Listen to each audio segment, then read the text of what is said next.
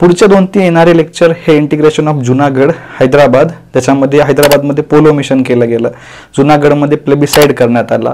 काश्मीरचं चॅप्टर तर स्वतःमध्येच फार मोठं रोचक कहाणीचं चॅप्टर आहे.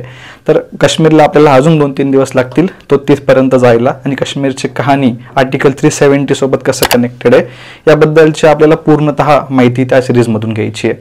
काश्मीर, हैदराबाद आणि जुनागड त्याच्या झाल्यानंतर पंडित नेहरू जेव्हा स्वतंत्र भारताचे पहिले पंतप्रधान झाले, त्यांच्यासमोर कोणते प्रॉब्लेम फेस करण्यात आले, त्यांनी कोणत्या प्रकारचे कॉन्स्टिट्यूशनल अमेंडमेंट्स भारतामध्ये केले, त्यांनी इंडियन कॉन्स्टिट्यूशनवर कसा इफेक्ट टाकला याबद्दलची माहिती सुद्धा आपल्याला ह्या चॅप्टरमध्ये घ्यायची आहे. नेहरूंच्याच काळामध्ये भाषिक आधारावर प्रांतांची मागणी सुरू झाली.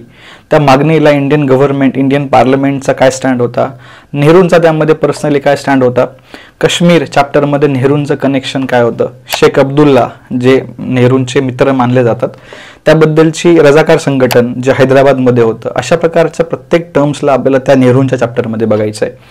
नेहरूंच्या टेन्युअरमध्ये, कार्यकालमध्ये अजून काय घटना झाल्या त्यांचा डिटेल स्टडी या सिरीजमध्ये आपल्याला करायचा आहे.